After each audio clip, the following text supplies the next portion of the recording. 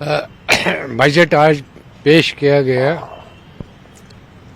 It's a wonderful budget in एक तरीके से। इसमें कई प्रोविजन रखे गए जिसमें राहत मिलती है कई सेक्शनों को। और मैंने अभी आधा घंटा टीवी देख के सोने का भाव कम हो गया, चांदी का भाव कम हो गया, वो आपको राहत मिलेगी मोबाइल में कम इसमें आपने देना है, या कई और चीज़ें इन्होंने कही।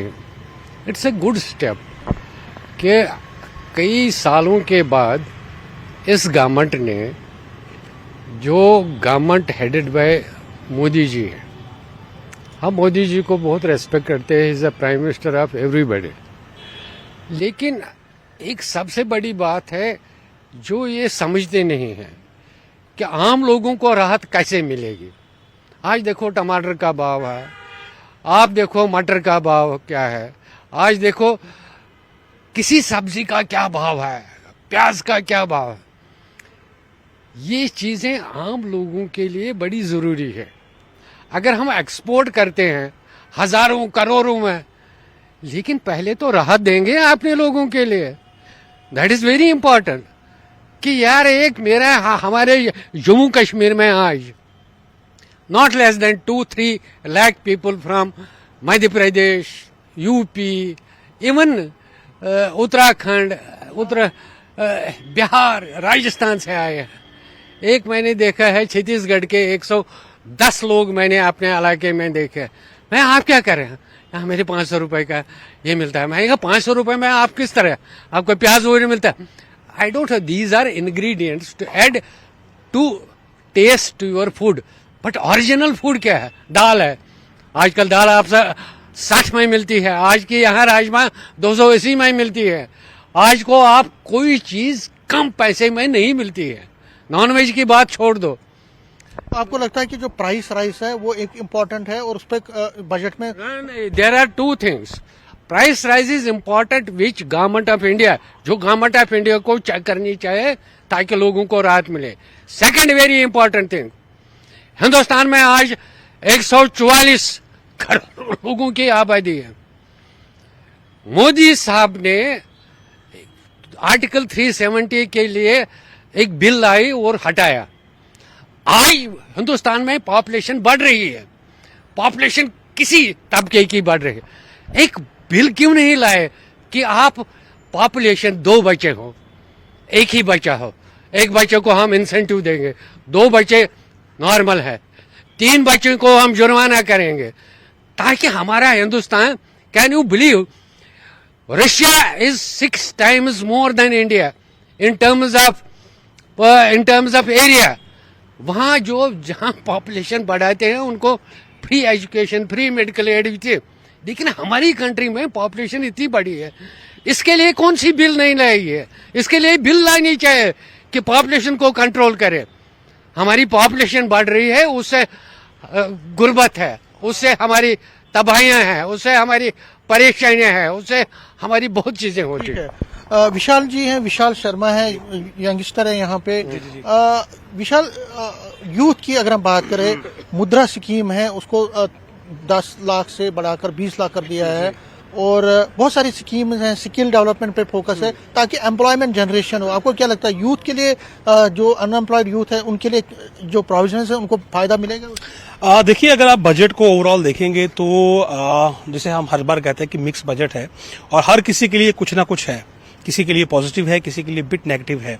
यूथ की बात करें तो जाहिर सी बात है एम्प्लॉयमेंट जनरेशन के लिए और स्टार्टअप के लिए, क्योंकि स्टार्टअप इंडिया एक ऐसी कैंपेन है जिसके जरिए यूथ को एक नई डायरेक्शन मिली और एक सेल्फ सस्टेन्ड होने का मौका मिला, और एक अच्छी शुरुआत है। अगर मुद्रा स्कीम में यूथ को एक लोन में ईजनेस अगर की गई है तो बहुत बेटर है। लेकिन इस बजट में जो एक निराशाजनक चीज देखने को मिली वो ये मिली कि अगर एक इकोनॉमिक वीकर सेक्शन में जो व्यक्ति बिलोंग करता है, जिसे कि इस बात पर इकोनॉमिक वीकर सेक्शन में डिक्लेयर किया गया है कि उसकी जो इनकम है वो 7 लाख से कम है, लेकिन अब उसे टैक्सेबल बनाया गया है 3 लाख पर। तो जाहिर सी बात है जो 7 लाख पर होकर इकोनॉमिक वीकर सेक्शन में फॉल करता है और अगर वो 3 लाख पर अपना टैक्स पे करेगा तो एक निराशाजनक तस्वीर इस बजट की देखने को मिली है। उसके अलावा एमएसएमई के लिए अच्छे ऑप्शंस हैं। जम्मू क्योंकि टूरिज्म का हब है, मुझे लगता है जो पॉलिसी और जो बजट टूरिज्म के लिए दिया गया है और फिलहाल तो स्पेसिफिक जम्मू के लिए नहीं है, बट एक ओवरऑल जो बजट है मुझे लगता है कि उसमें से अगर जम्मू को बजट एलोकेट होता है तो बेहतर रहेगा जम्मू के टूरिज्म के लिए। बट उसमें भी एक चीज मिसिंग है कि आपने टूरिज्म सर्किट का जिक्र नहीं किया। अगर आप जम्मू स्पेसिफिक टूरिज्म सर्किट का जिक्र करते, डोडा, भद्रवाह, किश्तवाड़, तो एक अच्छा मुझे लगता है कि टूरिज्म को बूस्टअप मिलता। लेकिन होप फॉर द बेस्ट, हो सकता है कि आगे उसमें कोई चेंजेस लाई जाए। तो overall with the slide changes it's a good budget. सबके लिए कुछ ना कुछ जरूर है, लेकिन मुझे लगता है कि ये जो एक टैक्स स्लैब को 3 लाख तक लाया गया है, इस पर थोड़ा सा रिव्यू जरूर होना चाहिए, क्योंकि अगर एक व्यक्ति 7 लाख तक इकोनॉमिकली वीकर है तो वो 3 लाख पर अगर टैक्स देगा तो जाहिर सी बात है वो निराश होगा। ये तो यूथ की बात की हमने, इससे पहले प्राइस राइज पर बात हुई। स्टूडेंट्स के लिए भी बहुत सारे प्रोविजन है। राहुल है मेरे साथ। राहुल, स्टूडेंट जो है उनको अब 10 लाख तक लोन मिलेगा और सिर्फ 3% जो है उनको लोन देना पड़ेगा, उसमें परसेंटेज रखी गई है।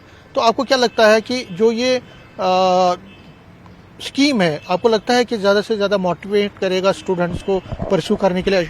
सबसे पहले तो मैं धन्यवाद करूंगा माननीय हमारे यशस्वी प्रधानमंत्री जी नरेंद्र मोदी जी का, और यूनियन फाइनेंस मिनिस्टर जो हमारी निर्मला सीतारमन जी है, जिन्होंने ये यूथ के लिए एक बहुत बड़ा स्टेप उठाया। क्योंकि जो एजुकेशन है, पढ़ाई लिखाई है, तभी हम आगे बढ़ सकते हैं। अपना रोजगार चाहे खोले चाहे कुछ करें, ये बहुत बड़ा एक स्टेप है। 10 लाख पे 3% का सिर्फ इंटरेस्ट, हर घर में ये स्कीम पहुंचेगी, हर घर की योजना पहुंचेगी। उसके लिए मैं बहुत बहुत धन्यवाद करूंगा और आभार व्यक्त करूंगा। जो बाकी प्रोविजन, जैसे उन्होंने कहा कि हम जो इंफ्रास्ट्रक्चर है उस पर पैसा, सड़कें हैं, रोड्स हैं, बाकी चीजें हैं, हेल्थ है। मैं एक बात इसमें ऐड करना चाहूंगा, ये सब चीजें तो मोदी गवर्नमेंट में जितनी हुई तो आप भी भली भांति जानते हैं, और किसी भी गवर्नमेंट में नहीं हुई। बट मैं इसके साथ एक और ऐड करना चाहूंगा, जितना हो सके तो उतना गवर्नमेंट ऑफ इंडिया को यूथ की जॉब्स के लिए भी सोचना चाहिए, चाहे वो गवर्नमेंट जॉब्स है चाहे सेंट्रल और स्टेट। उसके लिए जॉब्स की बात कर रहे हैं, उसमें एम्प्लॉयमेंट की कई प्रोविजंस को रखा गया, लेकिन आप चाहते हैं कि ज्यादा से ज्यादा हो, क्योंकि खासकर जम्मू कश्मीर में इंडस्ट्री जो है उसकी डेवलपमेंट आप चाहते हैं। आईटी हब्स होने चाहिए, इंडस्ट्रियल एरियाज होने चाहिए, जो बेचारे यूथ बाहर नहीं सरवाइव कर पा रहे, अपने घर बाहर को माता पिता उनके यहाँ बुजुर्ग बैठे हुए हैं, उनके पास आएंगे, यहाँ रहेंगे। जब यहाँ कंपनीज आएगी तो उसके लिए भी एक बारी मोदी जी को सोचना चाहिए कि यूथ्स की जॉब के लिए जम्मू कश्मीर में क्या एक स्टेप उठाया जाए। ठीक है, आपका नाम सर? मेरा नाम पवन कोल है। आप किस तरह से इस बजट को लेते हैं? मैं बजट को तो बहुत अच्छा मानता हूं, मगर जो मिडिल क्लास एम्प्लॉय है उसके लिए क्या है? वो इस टैक्स के लिए नीचे दब जाता है और अपने बच्चों को, अपने परिवार को कुछ नहीं कर सकता है। लास्ट में रिटायरमेंट पर जो उसको मिलता है वो भी रो रो कर मिलता है, उसको नहीं मिलता है। एक टाइम अगर पैसा मिल जाता है, वो कुछ अपना फाइनेंस कारोबार करता है, कुछ करता है, वो नहीं मिलता है। गवर्नमेंट की पॉलिसी पता नहीं ये यूटी जम्मू कश्मीर के लिए क्या है कि इसमें फाइनेंस की कमी है, बहुत कमी है, कि उस रिटायरमेंट एम्प्लॉय को पैसा नहीं मिलता है, वो रोता है, भीख मांगने पर आ जाता है। 6 महीने 7 महीने रिटायरमेंट पेंशन स्कीम को लागू हो जाती है उस पर, जब वो रोता है, जब उसके घर वाले बोलते हैं आपने पूरी उम्र क्या किया है। ये गवर्नमेंट को सोचना चाहिए। देखिए, ये एम्प्लॉयज की बात हुई, यूथ की बात हुई, स्टूडेंट की बात हुई, आम लोगों की बात। कश्मीरी पंडितों के लिए भी एक प्रोविजन रखा गया है कि उनको कहा गया है कि आपके जो फ्लैट्स हैं कश्मीर में, जो अकोमोडेशन के, जो पीएम पैकेज के, उनको पूरा किया जाए, उनको कंप्लीट किया जाएगा। और दूसरा कहा गया है कि जो तकरीबन 325 वैकेंट पोस्ट्स हैं 6000 में, वो भर दी जाएंगी पीएम पैकेज के तहत, जो पैकेज है। लेकिन कश्मीरी पंडित इसको क्या लेते हैं ओवरऑल बजट को, उस पर बात करने के लिए हैं रमेश पंडिता। रमेश, आप एक कश्मीरी पंडित हैं, किस तरह से इसको लेते हैं बजट को? बेसिकली पता क्या होता है, ये बेसिक्स हमारी खराब है। पर्टिकुलरली जो एक यूटी स्टेटस का है, यूटी स्टेटस में इन पर्टिकुलर कश्मीरी पंडित्स, अभी तक हम समझ नहीं पा रहे हैं। इनका कंफ्यूजन इतना बढ़ा दिया कि बजट में ये पैसे तो देते हैं, वो कहाँ जाता है, किसके लिए यूज होता है, क्यों यूज होता है, जिसमें जो हमारी फलाह बहबूद के लिए जो स्कीमें होनी चाहिए वो नहीं है, वो एग्जिस्ट कहीं नहीं कर रही है। 55 स्कीमें ऐसी हैं जो सोशल वेलफेयर के अंडर आती हैं। आप मुझे बताइए पिछले 34 साल में वो कश्मीरी पंडितों पे, माइग्रेंटों पे कभी ये उसको इम्प्लीमेंट किया? नहीं किया, नहीं किया। पिछले 34 सालों से हमारा आरजी कार्ड है, आरजी कार्ड रखने के बावजूद भी बताइए मुझे कहीं भी कोई भी, जैसे आपका यह देखिए, मैं आज गया था वहां पे, आयुष्मान भारत कार्ड का कोई बच्चे का बनवाना था, वहां गया तो उन्होंने साइट ही बंद कर रखी है। अच्छा, आधार कार्ड का देखिए तो आधार कार्ड का हमारा अलग से रखा, जैसे कोई हमारा वो कहते हैं ना कि तेरा चूल्हा बख्त मेरा चूल्हा बख वाली बात है, हमारा अलग कर दिया। वहां कोई सुनवाई नहीं, कमिश्नर साहब के पास जाते हैं तो कहते नहीं स्कीम तो वो तो उसके लिए चल रही है। वो तो आप चाहते हैं कि जो स्कीम्स है उनको जमीनी स्तर पर लाए। और दूसरी बात है कि एनहांसमेंट पिछले 6 साल से नहीं बढ़ा। शर्म आती है ऐसे गवर्नमेंट पे, जो अपने ही बंदे, जिन्होंने हिंदुस्तान का झंडा उठाया, उनने कोई मिन्नत नहीं की, उनने कोई ऐसा नहीं किया हमारे भारतवर्ष पे, लेकिन वहां से निकले हैं, झंडा लेके निकले हैं, और उस झंडे को जो उठाते हैं उनकी कोई इज्जत ही नहीं है।